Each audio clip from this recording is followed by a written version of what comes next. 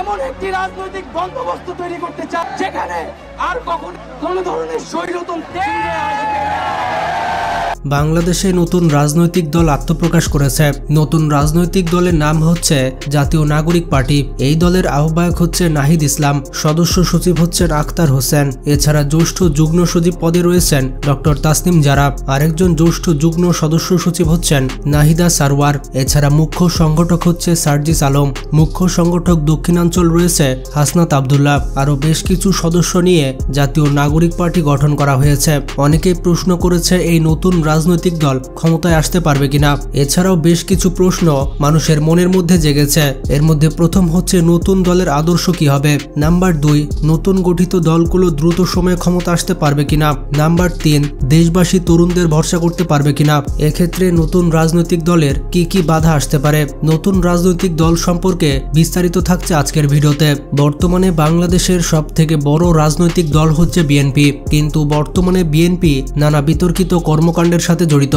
চাঁদাবাজি সহ বিভিন্ন অপরাধের কারণে বিএনপি এখন ফ্রন্ট লাইনে যেতে পারছে না। বর্তমানে বাংলাদেশে বিএনপির অবস্থান খুব একটা শক্ত অবস্থানে গিয়েছে এমনটা বলা যাবে না। বিএনপি বর্তমানে শুধুমাত্র একটা জায়গাতে এগিয়ে আছে, সেটি হচ্ছে ক্ষমতায় যাওয়ার জন্য একমাত্র রেডি দল হচ্ছে বিএনপি। কিন্তু বিএনপির এই শক্ত জায়গা থাকবে কিনা সেটা নিয়ে সন্দেহ তৈরি হয়েছে।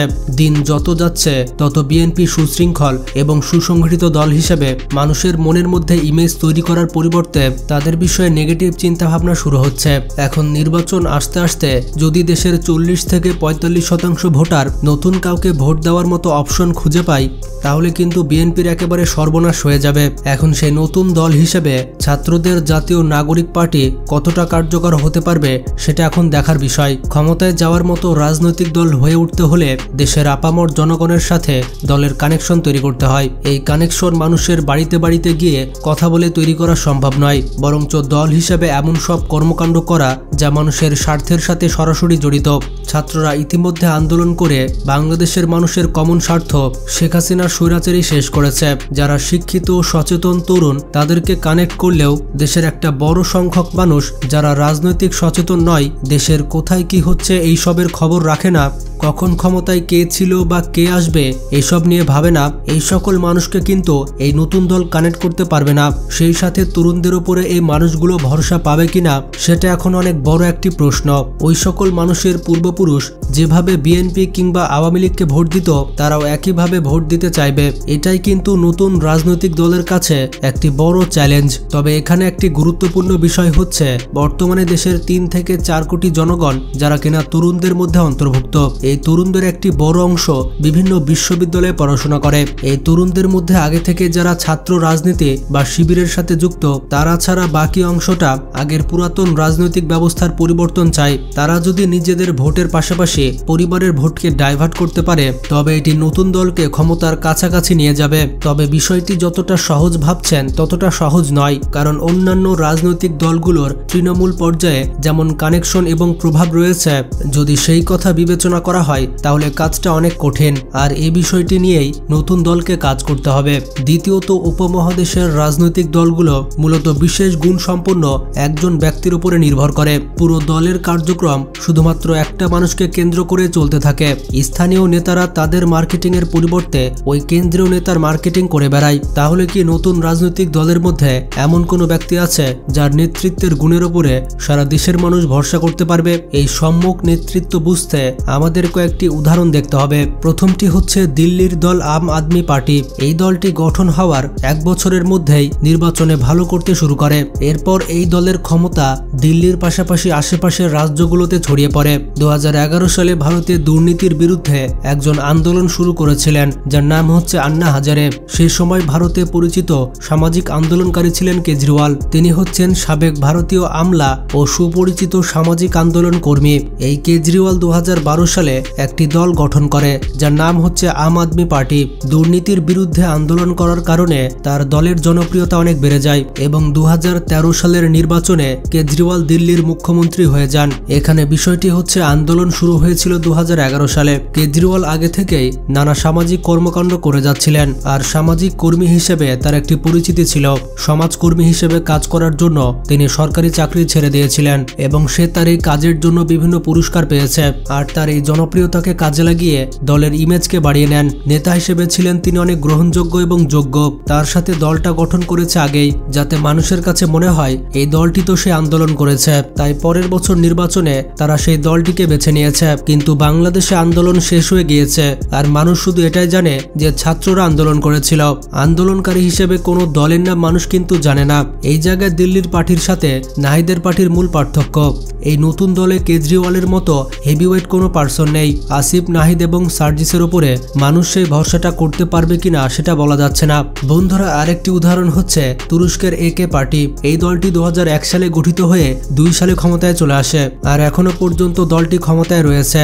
এর পেছনে আসলে কারণটা কি? তো তুরস্কে 1999 সাল থেকে ব্যাপকভাবে অর্থনৈতিক সমস্যা দেখা দিয়েছিল। এর বিরুদ্ধে একটি আন্দোলন গড়ে তোলা হয়েছিল। দেশ পরিচালনার এক নতুন অঙ্গীকার নিয়ে 2001 সালে এরদোগান এই দলটি গঠন করে। এরদোগানের এই দলটির উপর ভরসা করে মানুষ ভোট দেয়। এরদোগানের এই সাফল্যের পেছনে বেশ কিছু কারণ আছে। প্রথমত, দেশটির অর্থনৈতিক অবস্থা সহ বেশ কিছু অবস্থা ভালো ছিল না। মানুষ নতুন কিছু দেখতে চাচ্ছিল। ঠিক এখন যেমন বাংলাদেশে অনেক মানুষ নতুন কিছু দেখতে চাচ্ছে। এছাড়াও ইস্তানবুলের মেয়র হিসাবে এরদোগান অনেক জনপ্রিয় এবং সফল ছিলেন, আর সে সময় তিনি দেশের হাল ধরতে চেয়েছেন, এটা মানুষ ভালো চোখে নিয়েছিল। এছাড়া দেশের অর্থনৈতিক অবস্থার পাশাপাশি এরদোগান খুবই কৌশলে ধর্মীয় অনুভূতির বিষয়টা সামনে আনে। এরদোগান তার বক্তব্যে বলেছিল সেকুলার তুরস্ককে ইসলামী রাষ্ট্রে পরিণত করবে। তুরস্কের যে একটি সোনালী ইসলামিক ইতিহাস আছে সেটা এরদোগান সবার সামনে তুলে ধরে। এরপর সে নতুন দল গঠন করে এবং সেই দল সফলতা পায়। এখানেও একটি গুরুত্বপূর্ণ ফ্যাক্টর কাজ করেছে, সেটা হচ্ছে ফ্রন্ট লিডার। আগে নেতা তৈরি হয়েছে, সেই নেতা দল তৈরি করেছে এবং আন্দোলন করেছে, তারপরে নির্বাচনে জয়লাভ করে ক্ষমতায় বসেছে। কিন্তু বাংলাদেশের নেতাগুলো সবাই ছাত্র থেকে উঠে এসেছে। তাদের কিন্তু মূলধারার রাজনৈতিক অভিজ্ঞতা এখনো পর্যন্ত নেই। বৈষম্য বিরোধী ছাত্র আন্দোলন থেকে তাদের উত্থান এবং সেখান থেকে তারা দল তৈরি করেছে। তাছাড়া বাংলাদেশে নতুন রাজনৈতিক দলের টিকে থাকার কেমন সম্ভাবনা রয়েছে সেটাও একটু দেখতে হবে। বাংলাদেশে আসলে এটা দেখা হয় যে পূর্বপুরুষেরা কোন দল করেছে সেইটার উপর ভিত্তি করে বেশিরভাগ মানুষ ভোট দেয়। তারা ভোটের বিষয়ে তেমন একটা সচেতন নয়। যে দুইটা দল বাংলাদেশের ক্ষমতায় ছিল তাদের আদর্শ প্রায় একই রকম। আওয়ামী লীগ এবং বিএনপি কিন্তু নতুন আদর্শের কথা বলেনি, যেটা নতুন রাজনৈতিক দল প্রকাশ করতে পারে। এই সবকে বাংলাদেশের জনগণ কতটা গুরুত্ব দেবে সেটাই দেখার বিষয়, কারণ এর আগে জনগণ কখনোই গুরুত্ব দেয়নি। তবে নতুন যে রাজনৈতিক দল গঠন করা হয়েছে তারা ইতিমধ্যে তাদের সক্ষমতা দেখিয়েছে। তারা কতটা দেশপ্রেমিক এবং দেশের জন্য করতে চায় তা তাদের কাজকর্মে প্রকাশ পেয়েছে। তবে আন্দোলনের সফলতা এবং দেশের শাসক হিসেবে সফলতা এক নয়। শেখ মুজিব কিন্তু নেতা হিসেবে ভালো ছিল, কিন্তু সে শাসক হিসেবে অতটা ভালো ছিল না। যদি জনগণ নতুন রাজনৈতিক দলকে ভোট দেয় তাহলে বুঝতে হবে দেশে নতুন রাজনৈতিক প্রেক্ষাপট আসছে। তবে দেশের তরুণরা কিন্তু রাজনৈতিকভাবে সচেতন হয়েছে এবং তারাই কিন্তু ভোটারদের একটি বড় অংশ।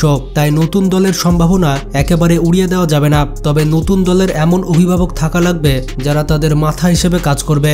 এই জায়গায় ডক্টর ইউনূস হতে পারে পারফেক্ট মানুষ, যার গ্লোবালি একটা অ্যাকসেপ্টেন্স আছে। তিনি যেহেতু প্রধান উপদেষ্টা তাই তিনি নতুন রাজনৈতিক দলে আসতে পারবেন না, তবে ভবিষ্যতে হয়তো আসতে পারেন। এতে করে দলের গ্রহণযোগ্যতা অনেক বেড়ে যাবে।